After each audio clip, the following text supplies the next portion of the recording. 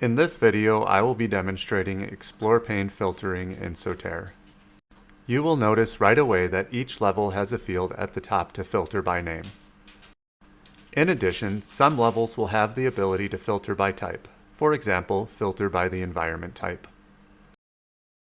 In this Power BI environment, there are more than 50 workspaces, but most environments will have many more. This can make it difficult to locate the desired workspace. Using the name filter at the top, I can filter my workspaces using the dev keyword to limit the view to workspaces with dev in the name.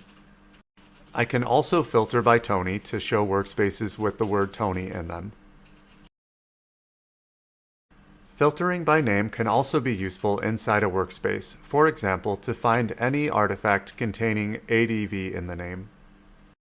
In addition to name filtering, I can limit the view by artifact type, which will only show types that are available for the selected level.